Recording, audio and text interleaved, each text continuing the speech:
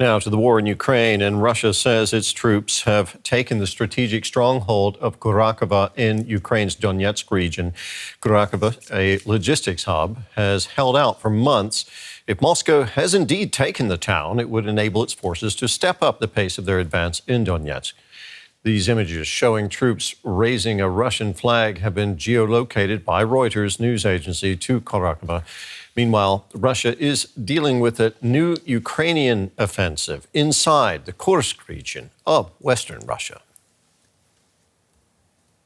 Well, earlier I spoke with Fabrice Pothier. He's a consulting senior fellow for defense policy and strategy at Rasmussen Global. He gave me his assessment of the latest developments on the battlefield. Well, I cannot ascertain the Russian claim, but clearly there is a dynamic on the front line in favor of Russia since more than 6 months. And obviously they have been gaining some few kilometers per day or per week, but it's important to put that in the broader context that the expense, the cost of gaining those kilometers has been enormous for Russia. We are talking here about 1,500 men injured or killed in action per day to gain those few kilometers. However, it's more about than just kilometers. It's about a diplomatic position. That means building up a position of strength so then when it comes, and if it comes to negotiations, Russia or Putin will feel they have a position of strength for the negotiations. And I think that's what the Ukrainians are also trying to do with relaunching an offensive in the Kursk Oblast. If confirmed what Russia says about Kurakhove, how important would the taking of that town be strategically, Fabrice? Well, I think the issue here is that Russia and the Russian forces are getting closer to some strategic points in key cities, like, for example, Dnipro, which until now were relatively shielded from at least being too close to the front line. And that could exert a significant pressure not just on logistics to resupply Ukrainian forces, but also on the civilian economy. So I think Russia is trying to build, to build up the pressure, not just from a military point of view, but also from a civilian economic point of view, which could further weaken Ukraine. Again, it's all about building up a position of strength so that when there are negotiations, the Russians have things to trade or have a strong enough position so they can claim to dictate some terms of those negotiations. Right. Well, Ukraine, meanwhile, says it's launched a new offensive in the Kursk region, as you mentioned. That Kursk region, of course, is inside Russia.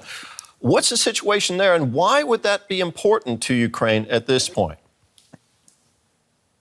Well, I can't comment on the specifics of the situation now, but I think what is clear is that the Ukrainians are trying to have another story, another narrative than these losses of kilometers and some key villages and cities. And Kursk Oblast is also about changing the narrative, changing the optic of the war to show that Ukraine is not out of means or out of options. Second, I think this is a way to try to get the Russians to have to make choices about where they allocate their forces. It didn't really work the first offensive in Kursk, where I think Ukrainians were hoping that the Russians would be moving some of their better units to defend the Russian territory, but they're hoping that probably it can create new pressure on the Russian forces to move them from the Donbass to defend Kursk Oblast. So we have to see, but again, this is about building up a position of negotiation when it comes to it. Well, this building up position for negotiations, of course, it's all this is happening just 2 weeks before Donald Trump takes office as U.S. president again, vowing to somehow end the Ukraine war. How does that factor into what's happening on the ground in Ukraine right now, Fabrice?